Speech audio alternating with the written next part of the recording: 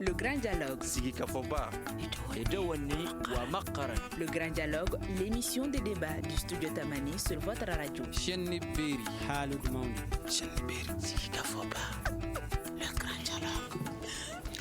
An lamɛnbaaw bɛɛ lajɛlen danse an ka bi sigikafɔba bi ni hakili jabɔ fɛn min kan o de ye kalata sɛbɛnw labɛnni ko baara ye sa ko mun de la an bɛ don min na i ko bi jama bɛrɛ tɛ ka taa a yɔrɔw la walasa ka kuma a la an ye wele bila maa saba ma maa fɔlɔ ale ye Abdulsalam Jakite ye Jɛpkile ye ale ye min ye administration du territoire o directeur général ye Bisiri Kulibali ale bɛ yan a ka jɛkulu tɔgɔ la n'o ye jɛkulu min sigilen don walasa kalata mɔgɔw sen doni a baara la ko o sankɔrɔta madame Jawu Kajatu Tal ale ye min ye togodala musow segukaw fɛ yen nɔ olu ka jɛkulu ɲɛmaa ye WANEP fana ka lasigiden dɔ ye ne yɛrɛ ye Muhamadu Ture aw bɛɛ lajɛlen danse.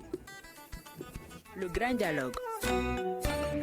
Ayiwa ko min ye kalata sɛbɛn baaraw ye sa ko jama bɛrɛ tɛ ka taa yen nɔ kɛrɛnkɛrɛnniyala n'an y'a ta ka ɲɛsin yorosokaw fɛ yen nɔ ko fo ka taa se a daminɛ waati fo ka taa se min ye octobre kalo tile 14 ye n'o kun ye kunun ye ko maa min ka transfert sera ka kɛ ko kun ye mɔgɔ 10 ye o ye yen commission ɲɛmaa ka fɔlen ayiwa baara in min daminɛ na kabini octobre kalo tile fɔlɔ an bɛ don min na i ko bi Abdulsalam Jɛpkile a bɛ niveau jumɛn de la? Mais studio Tamani lamɛnlikɛla bɛɛ lajɛlen fo ka maliden bɛɛ lajɛlen fo an bɛ nin baara min na nin min ye an b'a fɔ tubabukan na ko révision annuelle des listes électorales a ye o sinsin bere ye mun ye an ka kalata gafe an bɛ min wele ko loi électorale o article 41 na 41e article a fɔra ko san o san ni octobre kalo tile fɔlɔ ka ta o la fo décembre kalo tile 31 jamanadenw mun bɛ kan ka kalata kɛ dɔw bɛ taa mun bɛ fɛ ka vote kɛyɔrɔ falen e min bɛ kalata la Sikaso Salon yɛlɛmanikɛla i sigiyɔrɔ la i nana Bamakɔ sigi la n'i bɛ fɛ k'i ka kalata yɔrɔ falen i bɛ transférer ka bɔ yɔrɔ dɔ la ka taa yɔrɔ dɔ la o ye révision baara fɔlɔ ye ka mɔgɔ min bɛ kalata la mara dɔ la ka bɔ yen ka na mara wɛrɛ la o ye baara fɔlɔ ye a filanan an ka maa mun tanyana a kɛra i somɔgɔ fɛn fɛn ye min tanyana o tɛ se ka kalata tugun a ɲininen don jamanadenw fɛ o ka certificat de décès banni sɛbɛn dɔgɔtɔrɔw bɛ min sɛbɛntiya ka maire bolonɔ k'a kan o bɛ ta ka na commission na ka o tigi tɔgɔ baare ka bɔ kalatalaw cɛ la o ye radiation ye a sabanan o ye min ye maa kura mun tala ravec fɛ mun kan ka fara kalatalaw kan olu fana bɛ taa commission na ka taa sɛgɛsɛgɛli kɛ k'a lajɛ yala ne tɔgɔ b'a la wa yala kalata nata la ne bɛna se ka kalata ko maliden tɔw wa an ka baara in sinsinnen bɛ o de kan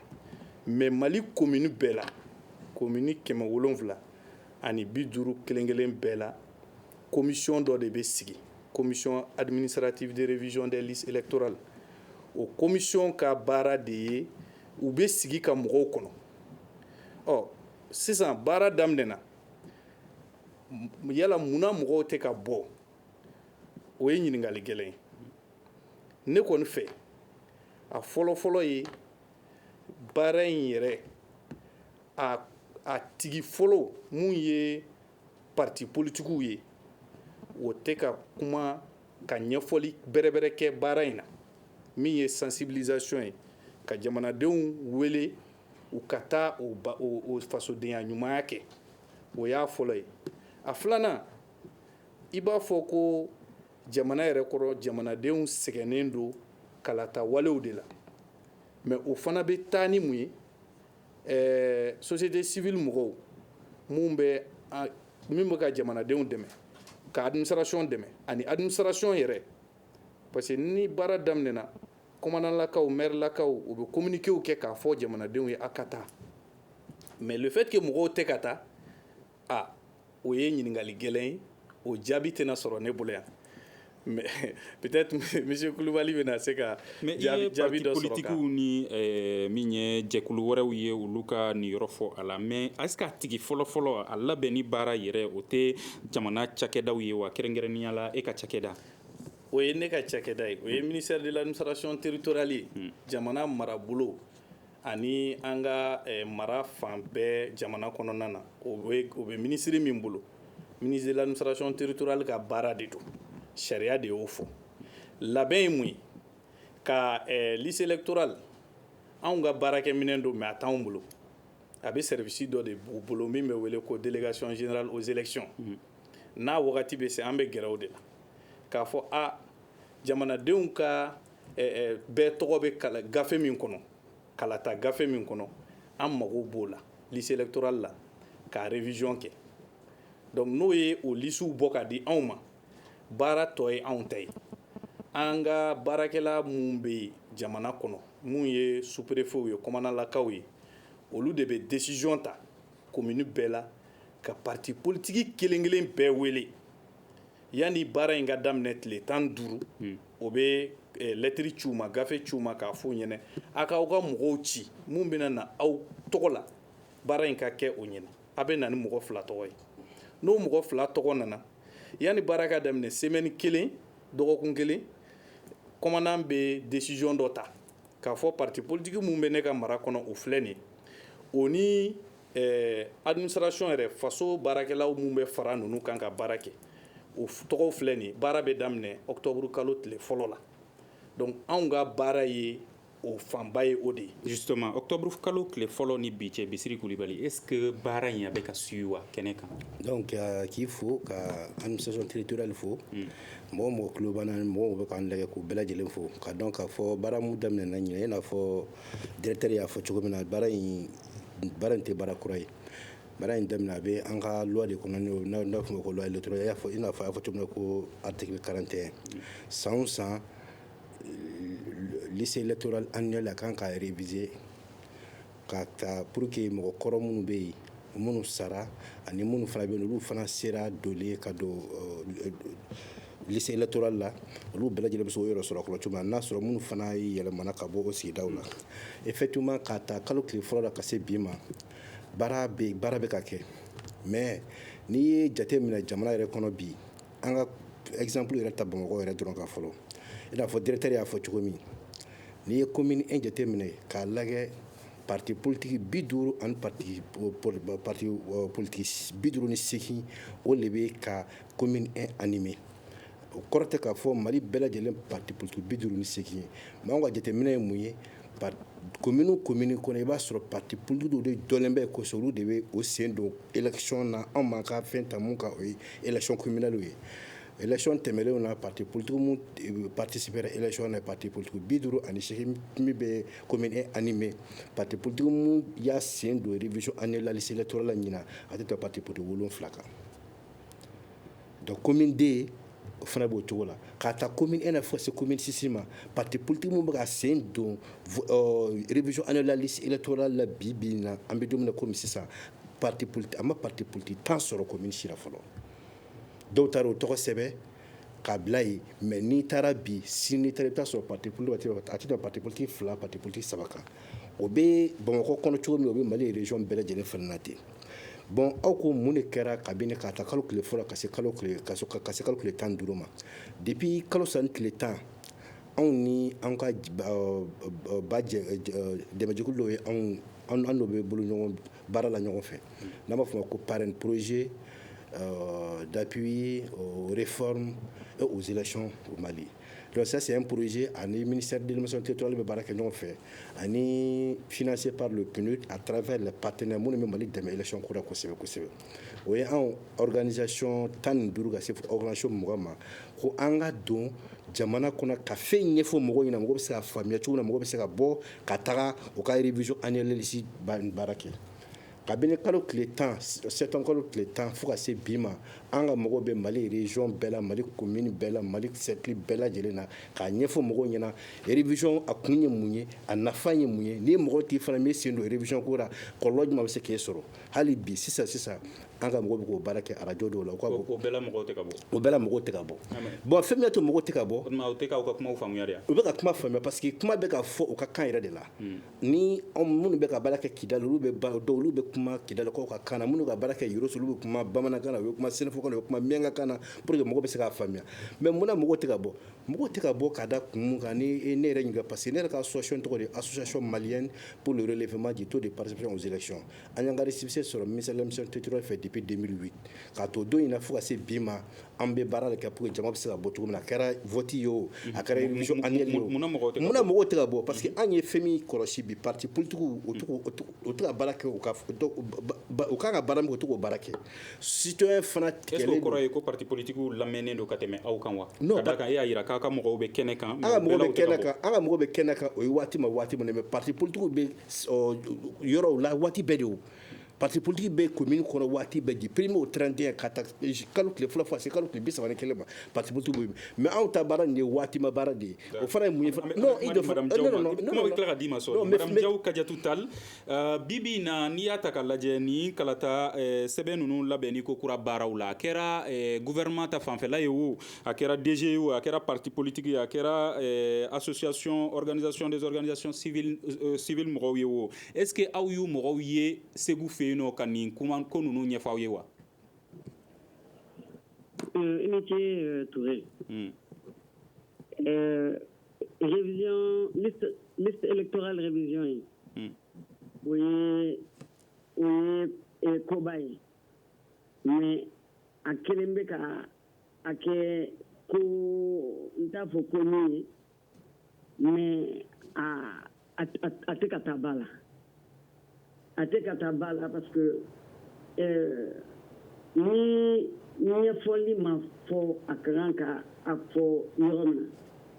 na ni ɲɛfɔli ma kɛ a ka kan ka kɛ cogo min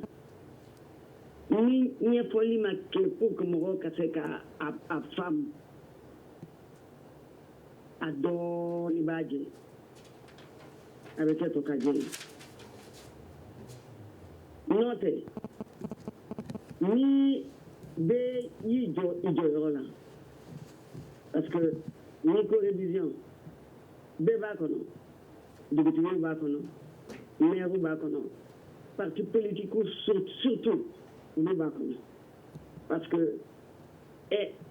n'i y'a mɛn élection parti politique ani minnu b'a fɛ ka a jɔyɔrɔ sɔrɔ olu de don mais ni olu ma a don a kɔnɔ ka explication di a ka kan ka di cogo min na n'a ma faamu a bɛ gɛlɛya dɔɔni n'o tɛ a bɛ fɔ cogo min na minnu ta ɲɔgɔn na minnu bɔra u ka yɔrɔ la ka taa fan wɛrɛ fɛ ninnu ka kan ka a dɔn a ka pese k'a f'u ye a ka kan ka kɛ cogo min na maa caman bɛ yen nɔ u b'a dɔn mais le fait que kelen bɛ ka u kuru u yɛrɛ kan o de kelen bɛ ka maa siran dɔɔni. mais Jeb Kile ni Kulibali olu y'a jira k'a fɔ ko parti politiques de ka baara don kosɛbɛ k'olu tɛ ka ye kɛnɛ kan walasa ka baara kɛ mais bibi na hali jamana ɲɛmaaw yɛrɛ ka cakɛdaw ani fana min ye société civile cakɛdaw ninnu fana jɛkulu ninnu est-ce que olu fana bɛ kɛnɛ kan aw b'u ye kunnafoni di la nin ko la wa? Bon parti politique de ka ca société civile normalement au kan ka don u ka rôle kɔnɔ o kɔrɔ ye o bɛɛ ka kan ka don a kɔnɔ population bɛɛ ka kan ka don a kɔnɔ parce que ni révision liste électorale n'a révisera ka ɲɛ o de bɛ na ni élection ɲuman ye o de bɛ na ni élection crédible ye o de b'a to manquant tɛ bɔ élection na donc ni maa y'o faamu dɔrɔn normalement bɛɛ ka kan k'i yɛrɛ sɔrɔ a kɔnɔ bɛɛ ka kan ka don a kɔnɔ parce que fɛn min don san o san a bɛ kɛ san o san révision bɛ kɛ donc fɛn min don ko kura tɛ donc ne fɛ population ka kan ka a wuli k'i jɔ comme bɛɛ ko élection ɲuman bɛɛ ko élection ni namara t'a la bɛɛ ko élection min tilennen don ni o ana a ɲɔgɔnna ni o fɔra normalement bɛɛ ka kan ka don a la pour que an bɛ min nɔfɛ an ka se k'a sɔrɔ ne kɔni b'o de ɲini bɛɛ fɛ n b'o de ɲini population fɛ n bɛ ɲini bɛɛ fɛ bɛɛ k'i impliqué. Ayiwa an bɛ kuma di jɛb kile ma bi na ko minnu ka baara do yɛrɛ n'olu tɛ ka baara kɛ aw yɛrɛ ka cakɛdaw bɛ ka mun de labɛn walasa jamanadenw ka se ka bɔ ka se ka taa nin baara in. D'accord. Touré n b'i fo i ka ɲininkali la. Administration territoriale ka baara de do n'i y'a ta a phase technique la mun b'a baara la mun bolo b'a la don o don o ye anw ye. Maintenant anw ni jɔn de bɛ jɛ ka baara kɛ ni fɛn in na an y'a fɔ kuma daminɛ na parti politiques de do société civile de do mais anw yɛrɛ fan fɛ mun de kɛra anw fan fɛ an ye communiquéw kɛ Mali fan bɛɛ fɛ k'a fɔ malidenw ɲɛna baara kɛra baara daminɛna wa baara min kan ka kɛ nin wagati in kɔnɔ k'a ta octobre kalo tile fɔlɔ ka taa bila a tile 31 na k'a ta octobre kalo tile 31 ka taa bila décembre kalo tile 31 baara min bɛ kɛ a kɔnɔ an y'a fɛsɛfɛsɛ k'a ɲɛfɔ jamanadenw ye anw ka baara ye o phase technique de ye a y'o fɔ kan jumɛn na an y'a fɔ Mali kan bɛɛ lajɛlen na wa an bɛ hali sisan an b'a la baara min don n y'a ɲɛfɔ tile kelen fɛn tɛ don nataw la an ka administration territoriale ministre a bɛna tagama kɛ Mali région dɔ la ka a yira malidenw na baara in nafa ye mun ye o fana ye jamana marabagaw jɔyɔrɔ de ye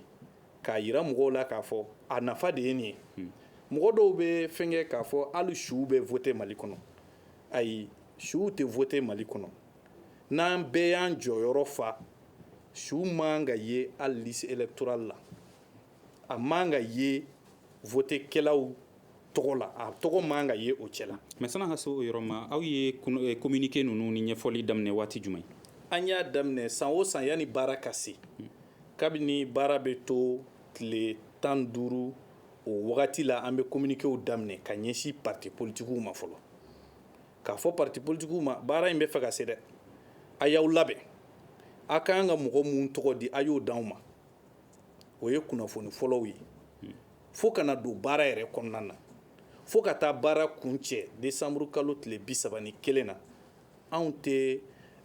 laseli bila an tɛ kuma ɲɛfɔ dabila an b'a kɛ de pour que jamanadenw ka se ka wuli ka baara in kɛ o ta ye. donc tile 15 o bɛ kɛ ka sani tile 15 san'a ka daminɛ o bɛ kɛ ka parti politiques ladɔnniya mais jamanadenw ladɔnniyali o baara bɛ daminɛ waati jumɛn. jamanadenw ladɔnni n ye kuma kɔnɔna na n y'a ɲɛfɔ a bɛ komi nin baara in ye san o san baara ye fɔlɔ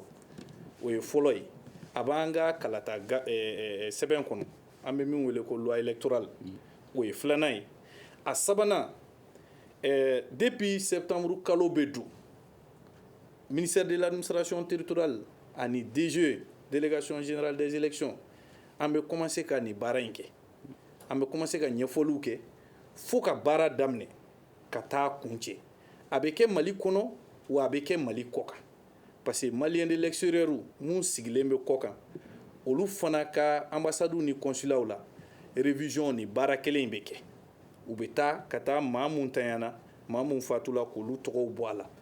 mun kan ka votekɛyɔrɔ falen olu taw bɛ kɛ ani maa mun kan ka fara votekɛlaw kan maa kura mun kan ka fara o kan olu fana ka inscription bɛ kɛ. mais madame Diaw ye kuma dɔ fɔ ko ni ɲɛfɔli n'a ma kɛ a kɛtuma na a ma kɛ a kɛyɔrɔ la a ma kɛ a kɛ waati la ko gɛlɛya bɛ don a la est ce que aw kɛlen don ka olu kow bɛɛ ta bala wa. a talen do bala ka da mun kan n ko ni baara in bɛ kalata gafe kɔnɔ ka ban k'a yira malidenw na k'a fɔ a bɛ kɛ nin wagati la mais o bɛɛ n'a ta an tɛ sigi dɛ yanni baara in tɔ bɛ to kalo kelen an bɛ kuma daminɛ a dɔ yɛrɛ de filɛ nin ye ne filɛ nin kɛnɛ in kan n b'a kɛ ka taa ɲɛfɔli kelen in de la bi ye octobre kalo tile 15 ye tile 15 bɛ mɔgɔw bolo halisa ka taa radiation kɛ min ye ka banbagatɔw k'olu tɔgɔ bɔ a la ka taa transfertw kɛ mun ye sigida falen ka taa u yɛrɛ bɔ ka na sigida kura la ni baara bɛ ka kɛ nin sen in na an bɛ na studio tamani na komi an b'a dɔn radio mun don a lamɛnnen don malidenw fɛ an bɛ na ka tila ka ɲɛfɔli kɛ pour que mɔgɔw ka faamuyali sɔrɔ u ka wuli ka baara in ta ba la k'a k'u ta ye bɛɛ ta de don mɔgɔ si man kan ka i somɔgɔ dɔ to yen min tanyana k'a to u ka ye vote sɛbɛn kan o ye anw yɛrɛ bɛɛ ka fasoden ɲumanya ye o ye du bɛɛ kɔnɔ jamanaden bɛɛ lajɛlen o ye bɛɛ ta ye fɔlɔ bon o kɔfɛ baara tɔw o ye anw yɛrɛ de ta ye yɛrɛko don dɛ a fɔlɔfɔlɔ yɛrɛko de n'i ko parti politique parce que an bɛ ka kuma parti politique kan olu fana b'a la mais yɛrɛko de don ni fɛn dira i ma ka ban k'a fɔ e bɔra Sikaso sigi la ka taa Kidali ou bien ka taa Tesalit i b'a dɔn i bɛ baara la ye ou bien e b'i ta ɲini n'a ye e sigiyɔrɔ kɛla Tesalit ye mais salon e sigiyɔrɔ kun ye Sikaso ye i taara Tesalit ni wagati in de la i bɛ wuli ka taa parce que commission bɛ Tesalit o bɛ baara la i bɛ taa i b'i transférer Tesalit n'o kɛra ni vote sɛbɛn min bɛ bɔ e b'i tɔgɔ ye Tesalit kaw cɛma e bɛ baara ka bɔ walasa i ka se ka vote kɛ Tesalit yen nɔ ayiwa Bisiri Kulibali a y'a yira k'a fɔ ko Mali commune a ka ca ni 700 ye bi in na est-ce que révision in a baara bɛ ka kɛ a commune kelen-kelenna bɛɛ la wa ka d'a kan a dɔnnen don k'a fɔ ko lakana sabalitilen tɛ fan bɛɛ fɛ Touré o question o ɲininkali kan ka tenkun administration territoriale de la an bɛ ɲininka fɔlɔ parce que aw ka terrain na aw bɛ jateminɛw kɛ an bɛ tila k'a ɲininkali wala an tɛ bɛ baara mun na bi an ka mɔgɔw bɛ Mali région bɛɛ lajɛlen na an bɛ cercle bɛɛ la ka baara kɛ aw bɛ commune bɛɛ la an bɛ commune bɛɛ fana na est ce que a faamuya ka taa Bamakɔ commune na fo Kidali an bɛ ka baara kɛ a yɔrɔ bɛɛ la a daminɛna bɛɛ la a daminɛna a bɛɛ la commune ninnu bɛɛ non ni ko a daminɛna a bɛɛ la officiellement a bɛ se ka daminɛ mais gɛlɛya bɛ se ka kɛ yɔrɔ dɔw la commune dɔw bɛ yen gɛlɛya bɛ fan jumɛn fɛ gɛlɛya bɛ n bɛ Kidali la exemple d'en ma sisan organisation minnu bilara Mali région na ne de bɛra ka taa Kidali donc Kidali région na ne de bɛ baara kɛla ye mais cercle 4 min bɛ Kidali n'a bɔra Tesalit la cercle 3 tɔw bɛ ka baara kɛ Kidali dugu yɛrɛ de kɔnɔ parce que gɛlɛya bɛ u ka yɔrɔw la a gɛlɛyaw révision bɛ ka kɛ Kidali kɔnɔ Ténè Sako fana région bɛ kɛ Kidali kɔnɔ Kidali fana région fana bɛ kɛ Kidali kɔnɔ olu commission bɛ Kidali kɔnɔ mais Tesalit commission bɛ Tesalit yɛrɛ dugu kɔnɔ aw dalen b'a la ko Agelhop mɔgɔw bɛ sɔn ka passe bɔ u yɛrɛ kun ka taa a ko ɲɛ ɲɛnabɔ oui parce que e b'a dɔn jamana bɛ yɔrɔ min na ko bi jamana bɛ yɔrɔ min na bi bɛ yen na ni san dama in tɛ Kidali administration tun bɛ Gawo de ye est ce que a faamuya mais an bɛ don min na ko bi administration bɛ ka gɛrɛ population na dɔɔni o ye faamaw ka baara ye maa mun fana organisation de la société civile an ka rôle fana min ye an kan ka mun kɛ an fana b'o kɛ mais n'a fɔra ko révision kɔni daminɛna commune bɛɛ de la a bɛ se ka kɛ gɛlɛya bɛ yɔrɔ dɔw la baara tɛ ka kɛ yen mais ni e sera u ka cercle la dɔrɔn révision kan ka kɛ cogo min na i b'a sɔrɔ a baara bɛ ka kɛ cercle bɛɛ lajɛlen kɔnɔ an bɛ don min na ko bi donc e gɛlɛya min fɔ ko munna mɔgɔw tɛ ka taa ne ye fɛn fila de ye remarqué mɔgɔw ka tagabaliya la révision année la liste électorale la a fɔlɔfɔlɔ o ye mun ye ni bɛɛ b'a dɔn ko san mun ye vote san ye par exemple n'an tun ni maliyɛn bɛɛ tun convaincra k'a fɔ élection bɛ kɛ ɲinan san in na i b'a sɔrɔ engouement ka bon ka tɛmɛ ni mɔgɔw t'a dɔn k'a fɔ ko ni élection bɛ yen san mun na ni élection communale bɛ kɛ san min i b'a sɔrɔ parti politique bɛ impliqué kosɛbɛ révision liste annuelle électorale la i bɛ taa sɔrɔ commune dɔw kɔnɔ i bɛ taa parti 40 parti 30 u bɛɛ lajɛlen impliqué u bɛɛ ka mɔgɔ fila bɛ révision kɛyɔrɔ la bon o b'a dɔn k'a fɔ peut-être comme a bɛɛ de dalen b'a la bi ko élection tɛna kɛ février 2022 non parce que an bɛ waati min na ko bi mɔgɔ caman bɛ so sabula koyi hali n'a sɔrɔ accord b'an ni ɲɔgɔn cɛ mais bɛɛ kɔni b'a dɔn k'a fɔ an bɛ ka taa yɔrɔ min na sisan kɔni mɔgɔw dusukun bɛ ka sago i bɛ sigi élection bɛna kɛ est-ce que élection tɛna kɛ wa o ye fɔlɔ ye a filanan mais e yɛrɛ ka faamuyali la est-ce que a bɛna kɛ février 2022 la non moi je ne saurais le dire. Ne se ko fɔ cogo de Mamadou. Dans débat to quoi. Débat mi ga débat be révision année la liste électorale de kan. Na nana si o débat ma 2000 Atlanta mi fana o rambo fana fo. Donc a flana mi a flana fana mi ne ta jateminɛ na révision fana bɛ kɛ waati min. Parce que anw filɛ tan an ka dugu nu an ka yɔrɔ caman ye kungo kɔnɔnaw de wula kɔnɔnaw ye n'a fɔra ko wula kɔnɔ mɔgɔw ko ka wula kɔnɔ baara bila waati na k'a fɔ ko ka taa révision analyse kɛyɔrɔ la dɔrɔn a bɛ kɛ degun belebeleba de ye alors que an b'a ɲɛfɔ ɲɛna pour que ni vote waati nana se i b'a sɔrɔ dugu dɔ bɛ yen mɔgɔ dɔw bɛ tɔgɔ bɛ kɛ liste mɔgɔ dɔw ka vote de bureau bɛ kɛ dugu dɔ kɔnɔ i b'a sɔrɔ u ka dugu ni u kan ka taa vote la taa kilo 10 kilo 15 kilo 20 kilo 25 ou bien kilo 30 u taa vote dugu wɛrɛ la mais n'a sɔrɔ o tun taara révision kɛyɔrɔ la k'a fɔ ne ye Kulibalibuguka de ye mais a kana to ne ka dugu ka taa donc a kana to ne ka bureau de vote ka taa Kabɔgɔra ou bien n ka bureau de vote ka taa Pemaso parce que ça c'est une commune de Kaboyla et région de Sikasso cercle de Sikasso arrondissement de Sikasso également donc maintenant je suis de cette commune là donc maintenant ne dugu minnu fɔ sisan dugu ninnu ye Sikasso mara de ye donc u bɛ Sikasso cercle kɔnɔna na u bɛ Sikasso arrondissement kɔnɔna na donc u bɛ commune la commune fana tɔgɔ ko Kabɔgɔra commune donc dugu min i b'a sɔrɔ mɔgɔ dɔ tɔgɔ bɛ liste électorale la Kabɔgɔra kɔnɔ mais a tigi bɛ taa voter fo Pemaso ou bien k'a sɔrɔ mɔgɔ dɔw fana bɛ Pemaso alors que bureau de vote bɛ Pemaso mais u bɛ mɔgɔ caman bɔ Pemaso kɔnɔ olu la voter Kabɔgɔra kɔnɔ mais ni révision annuelle sera sisan an bɛ ci bila k'a fɔ minnu votera Pemaso sanu ka sɔrɔ Kabɔgɔrakaw de don a ye cogoya bɛɛ lajɛlen kɛ pour que olu tɔgɔ bɛ se ka bila Kabɔgɔra liste électorale la cogo min na ni o waati fana bɛnna sɛnɛkɛ waati fana ma i b'a sɔrɔ a bɛ kɛ gɛlɛya belebeleba ye donc gɛlɛya fɔlɔfɔlɔ a waati gɛlɛya filanan engouement fana tɛ yen parce que ni élection ni bɛɛ y'a dɔn k'a fɔ ko élection communale bɛ kɛ ɲinan san ɲinan sabu bɛɛ y'a dɔn k'a fɔ élection législative bɛ kɛ san mun na. donc gɛlɛya fɔlɔ ye mɔgɔw dalen t'a la k'a fɔ ko kalata a bɛna labɛn nin waati in na wa fana gɛlɛya filanan o ye ka tali kɛ ka ɲɛsin sɛnɛko ta fanfɛla ye ayiwa madame Jawu Kajatu Tall est-ce que e sɔnna o yɔrɔ ma wa k'a fɔ ko mɔgɔw ka bɔbaliya kun dɔ bɛ se ka kɛ k'a fɔ ko u dalen t'a la k'a fɔ ko kalata labɛnni baaraw k'o bɛ sen na k'a bɛ se ka kɛ février 2022 i n'a fɔ a ɲɛ sigilen don cogoya min na. Bon, Mahamadou, min fɔ o kuma na min bɔra kuma na sisan min ye Kulibali ye a ye kuma min a ye min fɔ sisan o ka kan ka don ba la parce que an bɛ yɔrɔ min na sisan a daminɛna waati min na o y'a sɔrɔ mɔgɔw bɛ sɛnɛko la o ye kelen filanan ne bɛ segu bɛɛ b'a dɔn segu bɛ cogo min na u bɛ lahala min na nin waati ninnu na donc ni insécurité bɛ yɔrɔ la mɔgɔw bɛ siran k'a fɔ k'u bɛ taa u ka commune na cogo ni commune ka jan n'u ko ko u bɛ taa u ka listu k'a lajɛ n'a y'a sɔrɔ u tɔgɔ b'a la n'a y'a sɔrɔ u tɔgɔ ma falen ou bien n'a y'a sɔrɔ u tɔgɔ ma yɛlɛma a ka gɛlɛn dɔɔnin parce que a kɛra cogo o cogo ni lakana baliya n'a tɛ yen n'a fɔra k'i ka taa i hakili bɛ to i min na dɔɔnin hakili bɛ to i min na donc o de b'a to dɔw bɛ maa caman bɛ yen nɔ olu bɛ u retenu dɔɔnin k'a fɔ ko u t'a dɔn n'a y'a sɔrɔ kalata bɛna kɛ ou bien kalata tɛna kɛ o tɛ dɛ lahaliya min bɛ jamana kɔnɔ o de bɛ minnu bɛ an ka surtout an ka togodala mɔgɔw minnu bɛ commune togodala commune ni togodala mairie ninnu na a ma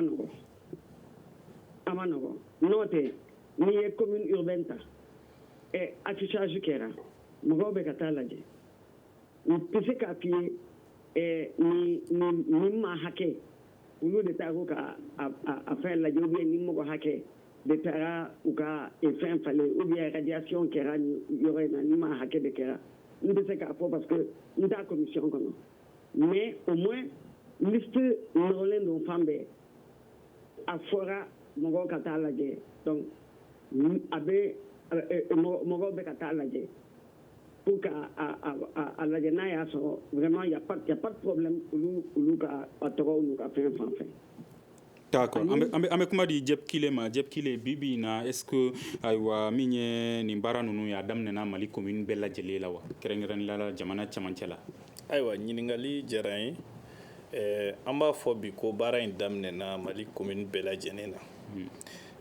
mais jamana bɛ lahalaya min na an bɛɛ lajɛlen b'o dɔn Mali de don an kan tɛ jamana wɛrɛ ma min bɛ jamana in kɔnɔ bi an b'a dɔn. Donc o kama administration bɛ fɛn dɔ kɛ k'i bɛrɛ bɛn wagati min bɛ yen an b'an ka kow kɛ ka bɛn o ma. Madame Diaw bɔla ka togodala communew tɔgɔ fɔ. C'est très important parce que an bɛ wagati min na sisan i bɛ taa sɔrɔ Mali commune dɔw la faso tamaseerenw tɛ se ka bila yen maire lakaw tɛ yen. École kalansow datugulen don donc baara dɔw ka gɛlɛn mais o kɔrɔ tɛ ko a baara tɛ kɛ yen an bɔla ka ravɛki kɛ ka maliyɛndenw tɔgɔ don ravɛki biométrique la sisan an ye baara min kɛ o kɔnɔna na o kɛcogo o kɛla kalan ye an bɛɛ ma donc an y'an ka nin baara in bɛrɛ bɛn k'a labɛn ka bɛn o ma mara mun na fɛn tɛ se ka dayɛlɛ mairie yɛrɛ kɔnɔna na an b'a lajɛ yɔrɔ min ka surun jamanadenw na ka o marakɔnɔmɔgɔw la an bɛ commission sigi ka communiqué kɛ k'a fɔ jamanadenw ye u ka bɔ mais i ye ɲininkali dɔ kɛ i ko mais bɔli ka gɛlɛn i ko bɔli ka gɛlɛn i ko bɔli ka gɛlɛn tout à fait i ko bɔli ka gɛlɛn mais min bɛ bali anw na yɔrɔ mun basigilen don yɔrɔ mun ye dugubaw ye bɔli ka nɔgɔn yɔrɔ mun na dɛ mɔgɔw tɛ ka bɔ o yɔrɔ de la sɛnɛko kuma fɔla gɛlɛya caman fɔra mais togodala mɔgɔw cɛ sirilen don fasoden ɲumanya la cogo min n'i taara bi togodala mɔgɔw fɛ yen o bɛ min kɛ gɛlɛya min b'u kan a bɛɛ n'a ta o bɛɛ n'a ta dɛ togodala mɔgɔw ka fasoden cɛsiri nin fɛn ninnu na a ka bon ka tɛmɛ duguba kɔnɔna kan. O tuma a ye kun wɛrɛ min fɔ o de don wa ko mɔgɔw dalen t'a la k'a fɔ ko kalata bɛna kɛ février kalo natan. Jamana ɲɛmɔgɔw ko kalata bɛ kɛ jamana ɲɛmɔgɔw ko jamana président ko kalata bɛ kɛ premier ministre ko kalata bɛ kɛ gouvernement ko kalata bɛ kɛ. mais u y'a jira k'a bɛ se ka bɔ a dɔgɔ kɔrɔ kɛrɛnkɛrɛnnenya la Abdoulaye Diop y'a fɔ. an bɛ an ka labɛn bɛɛ de kɛ ministère fɛn fɛn da donnen don kalata ko la ani jamanaden société civile ani parti politique o fɛn fɛn da bɛ don faso kalata ko la anw bɛ cɛsiri de la pour que an ka se ka kalata kɛ donc ne fɛ kalata bɛ kɛ ne ma fɛn wɛrɛ mɛn a kɛ waati la Abdoulaye Diop ka kuma mɛn a ko a bɛ se ka kɛ kalata in bɛ bɔ a dɔgɔ kɔrɔ. a ko a bɛ se ka kɛ mais a m'a fɔ ko a bɛ bɔ. o tɛ siga donnen a la. non siga kɔni an bɛ adamaden i bɛ fɛn fɛn kɛ siga b'a la i bɛ fɛn fɛn kɛ siga b'a la i tɛ mɔgɔ tɛ sini dɔn mais an bɛ labɛn na o kɔrɔ tɛ ko an y'an bolo jigin dɛ su ni tile jamana ɲɛmɔgɔw gouvernement an bɛɛ lajɛlen an bɛ se ka min kɛ an b'o la an bɛ jamana ɲɔgɔn yew kɛra ka jamana sariya gafew lakurakuraya o baara bɛ ka kɛ hali sini o baara bɛ ka kɛ hali bi an cɛsirilen don o la su ni tile donc pour nous anw fɛ anw mun ye techniciens ye anw mun bɛ baara la anw kɔni fɛ kalata bɛ kɛ. o tuma i kun ye kun dɔ fana fɔ i ko k'a bɛ se ka kɛ jamanadenw sɛgɛnnen don kalata walew la mun de bɛ se k'u sɛgɛn o tuma a kɛcogo de man ɲi wa. bon kalata n'i ye jamana in lajɛ depuis 2012 fo ka se bi ma kalata caman kɛra kalataw kɛra mais ni kalata banna a bɛ komi an bɛ segin a kan président voté bɛ kɛ an bɛ segin a kan maire voté bɛ kɛ an bɛ segin a kan député voté bɛ kɛ an bɛ segin a kan n'i ko jamanadenw ma ko fɛn in ye san 5 de ye n'a danna san 1 ma san wɛrɛ i ko a ma bɔ an ka taa tugun ɔ bɛɛ bɛ sɛgɛn o la dɛ ne kɔni fɛ a bɛ se ka kɛ o fana ye sababu dɔ ye mun bɛ se ka jamanadenw fari faga. mais muna segini bɛ k'a kan muna mɔgɔw bɛ bɔ ka kule ko an ma jɛni nin an ma jɛni a kɛcogo de man ɲi wa yurugu de b'a ko la wa mun de don. o jaabi tɛ ne bolo. parce que pour moi anw mun bolo b'a kɔnɔ sariya dɔ de bɛ ka anw ka baara fɛngɛ ɲɛ yira an na. sariya min bɛ an ka baara ɲɛ yira an na k'a ta a daminɛ na fo ka taa laban anw b'o o sariya de kɔ. bon a kɔfɛ fɛn min bɛ bɔ a la ne t'o dɔn. d'accord an bɛ Bisiri ɲininka Bisiri mun de bɛ se ka jamanadenw sɛgɛn kalata wale kow la. fɛn bɛ se ka jamanadenw sɛgɛn kalata wale kow la ne kɔni hakili la kɔni baara mun daminɛna sisan ni élection depuis 92 yɛrɛ fo ka se bi ma ni élection banna i b'a sɔrɔ administration territoriale élection ko jusqu'à preuve de compte élection ko b'o de bolo donc ni élection banna ale ni partenaires bɛ sigi ani société civile an bɛɛ lajɛlen bɛ sigi k'a fɔ élection mun tɛmɛna ta élection communale min banna sisan ou bien législative min banna sisan ou bien présidentielle élection min kɛra jamanakuntigi élection min kɛra sisan minnu kɛra a kɔnɔ retraite bɛ kɛ k'a ye mun kɛra mun ɲɛna mun ma ɲa an bɛ se ka baara jumɛn kɛ yanni vote wɛrɛ cɛ donc o baara ninnu kɔnɔna na a bɛ lajɛ mɔgɔw bɔta ka taa kala ta mɔgɔw bɔta dɔgɔyara kosɛbɛ a bɛ lajɛ yɔrɔ dɔw fana na tiɲɛ yɛrɛ la bulletins sera yɔrɔ dɔw la retard la ou bien a bɛ se yɔrɔ dɔw fana na vote kɛtɔra banbanciw taara fɛn ninnu bɛɛ kari-kari premier tour la donc yan deuxième tour cɛ an kan ka mun kɛ donc insécurité min bɛ jamana kɔnɔ an bɛ don min na ko bi depuis 2012 fo ka se bi ma ma dogo mɔgɔ la ni bɛɛ b'a kalama fo ni e y'a sɔrɔ mɔgɔ tɛ bɛ ka faamuyali kɛ ni fɛn wɛrɛ min t'a hakili ye sinon bɛɛ b'a dɔn an bɛ don min na ko bi Mali insécurité bɛ yɔrɔ min na bi in na insécurité barika ka bon Mali fan bɛɛ lajɛlen de kɔnɔ bi donc mun de kan ka kɛ yanni élection cɛ pour que insécurité nin bɛ se ka dɔgɔya cogo min n'a tɛ se ka ban vote don vote bɛ se ka sécuriser cogo di n'a tɛ se ka jamana bɛɛ lajɛlen sécuriser mais vote waati la vote don donc sécurité bɛ se ka lakana bɛ se ka kɛ ka vote kɛ ka ɲɛ cogo di. est-ce que o kɔrɔ ye ko nin baara in kun man ka kɛ nin waati in na ka d'a kan lakana sabatilen tɛ. non Mamadi kan'o fɔ fiyewu. ɲininkali de don. non ne bɛ min fɔ e ɲɛna ne delila ka nin kuma fɔ e ɲɛna studio kelen nin kɔnɔ yan anw kana an ka vote bila ko insécurité bɛ jamana kɔnɔ n'a a c'est comme a fɔra sisan insécurité bɛ jamana kɔnɔ a ye furakɛli dabila insécurité bɛ jamana kɔnɔ a ye kalan dabila insécurité bɛ jamana kɔnɔ a ye nin dabila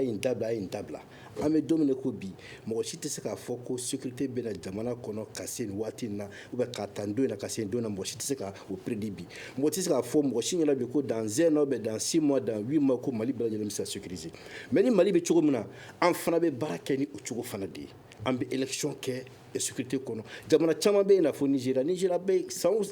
Nigéria ka élection mana se waati o waati. an bɛ taa jaabiw la solution na bɛɛ ka proposition kɛ mun de bɛ se ka kɛ bi walasa nin baara in a laɲini ye ko minnu ye n'o ye ka jamanadenw lafiya o ka se ka sabati an bɛ kuma di madame Diaw Kadiatou Tall ma bi in na mun de bɛ se ka kɛ walasa nin baara in ale ka se ka ta ba la jamanadenw ka laɲini o ka se ka sabati a kɔnɔna na. Mahamadou, merci. En effet, le ministère de l'administration territoriale représentant UNIFO, qu'a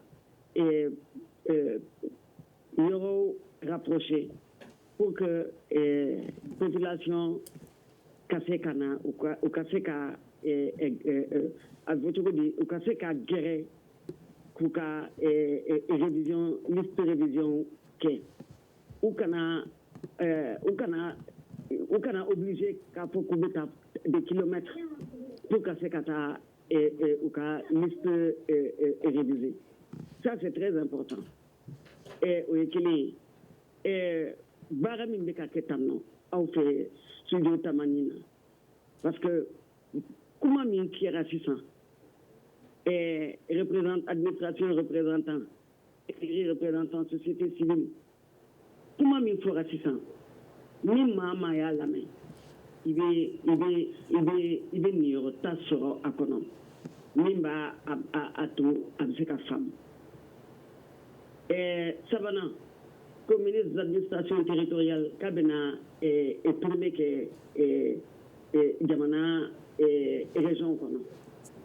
ni ofana kera ni o fana kɛra ni bɛɛ welela a ka kɛ fɛn inclusif ye maa si kana to kɔ ni bɛɛ welela ka explication di je pense que faamuyaliba o bɛ sɔrɔ a kɔnɔ ni faamuyali sɔrɔla je pense que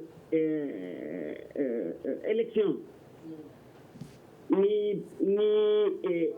a waati sera a bɛ se ka a bɛ se ka a kɛ a bɛ se ka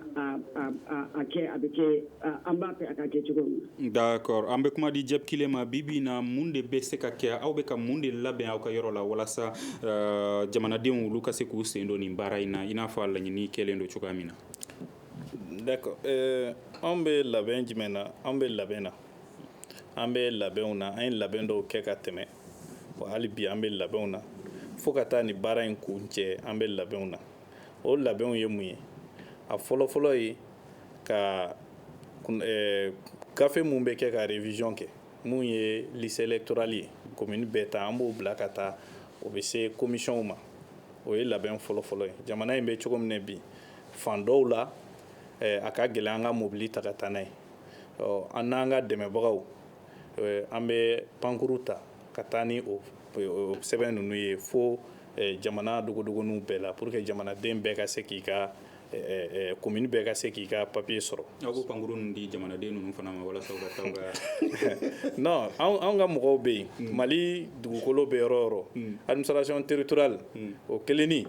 cɛsiri b'an na an ka mɔgɔw bɛ yen bi in na an bɛ se ka o fɔ an cɛsirilen don hali yɔrɔ mun mara tɛ se ka kɛ an cɛsirilen don wa o kelenni. D'accord sanga bana ka ban ministre ka taama jamana kɔnɔna na a daminɛ waati dɔnnen don fɔlɔ a bɛna kɛ dɔgɔkun nata kɔnɔna na mais a don kɛrɛnkɛrɛnnen ma don. n tɛna don kɛrɛnkɛrɛnnen fɔ n y'a fɔ cogo min fɛn dɔw bɛ to ko bɛɛ la mais anw kɔni hakilina la alamisa don o b'a sɔrɔ fɛn fɔlɔw kɛra bɔli fɔlɔw kɛra ka taa ɲɛfɔliw kɛ. D'accord an bɛ kuma di Bisiri ma mun de bɛ se ka kɛ bi na walasa bɛɛ lajɛlen ka se ka bɔ k'i ka hakɛ sɔrɔ nin ko la k'i ka wale fana sabati. An bɛ ka mun kɛ ta ɲɛ belebeleba ye fɔlɔ parce que studio Tamani jamana radio mun bɛ synchroniser studio Tamani ka ca na radio 75 ye 85 très bien merci donc télévision fana b'a bɔ télévision caman fana b'a ka émission fana bɔ télé saba b'a bɔ donc o don an bɛ ka baara mun kɛ ta y'a belebeleba de fɔlɔ a filanan n'i y'a mɛn ko Jɔnɔ Kulibali a fɔ Sawuli ma c'est vrai an ka partenaires n'a bɛ fɔ olu ma ko parrain olu bɛ k'an dɛmɛ baara la pour an bɛ se ka fɛn ɲɛfɔ jamana fan bɛɛ lajɛlen na mais très souvent que hali n'i ye misi 100 di mɔgɔ ma tuma dɔ la b'a fɔ mun na i m'a kɛ misi 100 ni misi 1 an fana bɛ se k'a fɔ moyen min fana bɛ di anw fana ma ka baara in kɛ tiɲɛ yɛrɛ la moyen ka dɔgɔ n'a sɔrɔ u bɛ se ka dɔ fara moyen kan pour que an bɛ se ka baara kɛ cogo min na. Donc tuguni parce que sanga banna. Donc vraiment il faut impliquer les crieurs d'opinion ka to bamanankan wala mɔgɔ minnu bɛ se ka quartier kɔnɔ ani commune kɔnɔ minnu bɛ se ka mɔgɔw dɔn kosɛbɛ minnu kumakanw lamɛnnen don ayiwa nin bɛ dansigi an ka bi sigi ka fɔ bala ni o maa welelenw kun ye maa saba ye Abdul Salam Jeb Kile n'ale ye administration du territoire cakɛda ɲɛmaa ye Bisiri Kulibali ale ye cakɛda kulu dɔ ɲɛmaa ye min sigilen don walasa mɔgɔw sen donni kalata baaraw la k'o sankɔrɔta Madame Jaw Kajatu Tall ale kun bɛ nɛgɛjuru sira la Segu mara la n'o muso togodala musow ka jɛkulu ɲɛmaa don wane fana ka lasigiden don yen nɔ min ye nɛgɛ karafe juru o ni ja labɛnbaw wasa o kun ye Nuhum Jire ani Kajatu ye min ye Muhamadu Ture sa ale ye nin jamukan lase aw ma aw kan bɛn dɔgɔkun wɛrɛ sigi ka fɔ ba kɛnɛ wɛrɛ kan. Le Grand Dialogue. Sigi ka fɔ ba idewani wa makaran. Le Grand Dialogue, l'émission de débat du studio Tamani sur votre radio. Chaîne Beri. Halid Mauni. Chaîne Beri. Sigi ka fɔ ba.